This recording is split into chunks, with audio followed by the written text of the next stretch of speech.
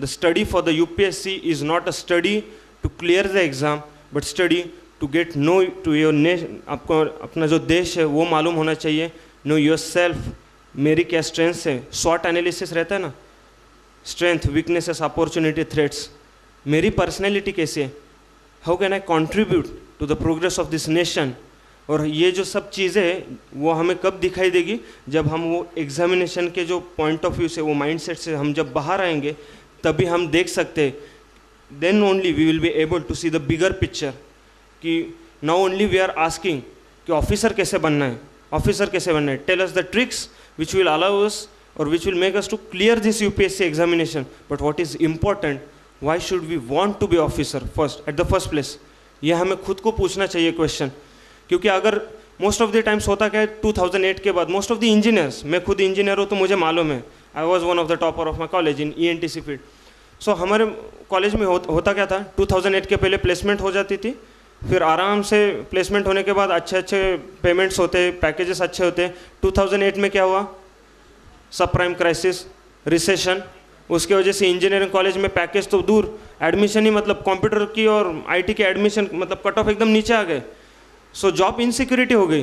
Then the engineer, normal engineering student start looking at UPSC. भाई job security तो बहुत अच्छी है, 6 पे कमीशन के बाद तो पेमेंट भी बढ़ गए. But this is only a materialistic approach. With this approach, you can clear the UPSC mains maximum, but you won't be able to clear the UPSC interview, because in the interview they are going to check your integrity, your आपकी देश के प्रति जो भावनाएं हैं, आप कौन सी चीज़ें किस पॉइंट ऑफ व्यू से सोचते हैं. Only materialistic point of view. I am not saying that professionalism is not good. Professionalism is required, but professionalism with national character is required. This is what is important for the development of our nation. हम ये बातें क्यों करें कि देश के लिए क्या ज़रूरी है, because this is the very purpose of this study. How many subjects are there in the GS? There are 7 subtopics. If you read the syllabus of the prelims, there are 7 subtopics in the GS. History, geography, economics, the news of international and national importance, all those news, and science, environment. What is the purpose? What is the aim behind giving those 7 subtopics in the GS study? बहुत से लोग कहते कि क्या है ये syllabus ऐसे क्यों दिया है. Try to read or try to understand the logic behind it. You want to be in the administration of the Indian administration. And what is the administration? It is a management job. You should be able to manage anything. They can post you in the film institute, director of film institute. They can post you at the refugee camp. They will post you as a DG or not DG, district magistrate or district collector of one district or municipality commissioner. They can post you anywhere. What is important? Film institute में अगर एक IAS officer को director बना दिया जाए, बनाया गया था FTII में. क्यों? उसको क्या मालूम है कि एंगल कैसे रहता है, मतलब कैसे शूटिंग करते हैं, मालूम नहीं, लेकिन उसको मालूम यह है कि मैनेजमेंट कैसे होती है. उसने सब करप्शन वहाँ का निकाल दिया और फिल्म इंस्टीट्यूट वापस शुरू कर दी. आपको कहाँ भी पोस्टिंग मिल सकती है. सो आप जनरल एडमिनिस्ट्रेशन में रहते हैं और जनरल एडमिनिस्ट्रेटर को सब चीज़ें एटलीस्ट बेसिक्स मालूम होनी चाहिए, तभी वो बैलेंस्ड ओपिनियन ले सकता है. सो दिस इज़ द, मेरे ऐसा मानना है कि this is the way how should we look at it, this examination. Not this way कि भाई 7 से सब टॉपिक है, उसमें से 5 में करूँगा, 2 ऑप्शन में डाल दूंगा, वो इकोनॉमिक्स मुझे आता नहीं है तो इकोनॉमिक्स में हिस्ट्री से भर दूंगा. भाई तुम प्रीलिम में तो भर दोगे इकोनॉमिक्स हिस्ट्री से, बट जब तुम एडमिनिस्ट्रेशन में जाओगे तब इकोनॉमिक्स के प्रॉब्लम कैसे सॉल्व करोगे. फिर क्या होता रहे हमारे यहाँ कि नीचे सबऑर्डिनेट जो ऑफिसर रहते हैं उनको बुलाओ, उनको बोलो कि भाई तुम रिसर्च करो, मैं खाली साइन करता हूँ. ऐसे तो ऑफिसर है बहुत से गवर्नमेंट में. ऐसे लोगों में हमें और एडिशन नहीं करनी, इंक्रीमेंट नहीं करनी है गवर्नमेंट में जाके. So look at this examination और this study as a process of self awareness, your duty towards the nation. Constitution इसलिए नहीं पढ़ना है क्योंकि इकोनॉमी, ये कॉन्स्टिट्यूशन के पॉलिटी के 10 या 12 बिट्स रहते हैं GS में, और मेंस में पेपर में कुछ क्वेश्चंस रहते हैं. Try to read the constitution because it is our constitution. ये हमारी कॉन्स्टिट्यूशन है. We are Indians. What is the meaning of Indian?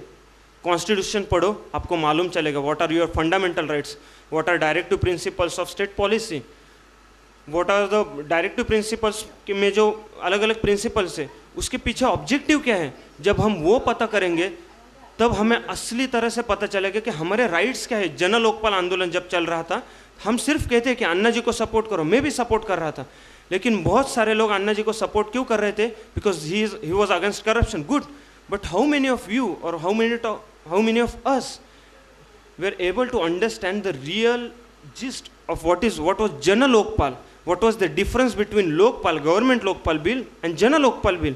वो हमें मालूम ही नहीं रहता है, और अगर वो मालूम नहीं रहता है तो हम कभी भी आंदोलन भी अच्छी तरह से नहीं कर सकते, because we are just following someone. If you want to clear the examination, you should not follow anyone just because he says something. You should lead the people. They need an officer. An officer won't follow anyone blindly, and if you don't want to follow anyone blindly, then you should have some basic fundamental thoughtful or framework of mind कि मुझे मालूम होना चाहिए मेरे अधिकार क्या है, मेरी ड्यूटीज़ क्या है, और जो बेसिक क्राइटेरिया कि कौन सी चीज़ें अच्छी है, बड़ी है, सब चीज़ें, उसके लिए ये स्टडी है. वाई शुड वी लर्न और वाई शुड वी पढ़ना क्यों है? Why should we read the history at the first place? वो याद नहीं रहते, बहुत डेट्स वगैरह रहते हैं. This is because most of the people, हम जो महाराष्ट्रियंस रहते हैं, हम कभी शिवाजी महाराज की हिस्ट्री भूलते नहीं हैं, because this is our history. We just want to extend the definition of our to from Maharashtra और from Maratha to India level, from all India level to world level. Then we will able to get the power of the history कि we are Indians. हम सिर्फ बोलते हैं, लेकिन जब हम history पढ़ते हैं तब मालूम रहता है कि हमारी संस्कृति कब से चली आ रही है.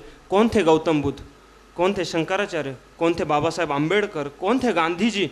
और जब हमको ये सब पता होता है, देन वी नो कि रियल में पावर क्या है. कोई फॉरेनर आके बोलते हैं कि आपकी हिस्ट्री कुछ भी नहीं है, we are in a position to give him the answer confidently, politely but confidently. जो self awareness रहता है ना, who am I, this is the question. Shankaracharya ने और गौतम बुद्ध ने तो उससे भी पहले को हम, who am I, वो answer UPSC will give you the chance to find out the answer of it.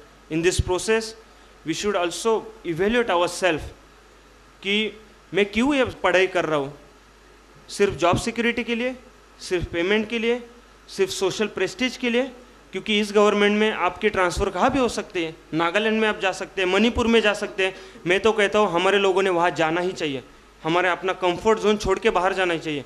Because we are always concern with our comfort zone कि भाई मुझे मिला तो IAS मिलना चाहिए, IAS मिला तो महाराष्ट्र मिलना चाहिए, महाराष्ट्र मिला तो वेस्टर्न महाराष्ट्र मिलना चाहिए, वेस्टर्न महाराष्ट्र में पुणे और मुंबई, और उसमें भी मुंबई मिलना चाहिए. मुंबई में मेरा घर किधर होना चाहिए? चर्च गेट और इधर नेकलेस रोड पे, वहाँ पर होना चाहिए. और वहाँ पे भी मिला तो 5th या 6th फ्लोर पे हवा अच्छी आती है.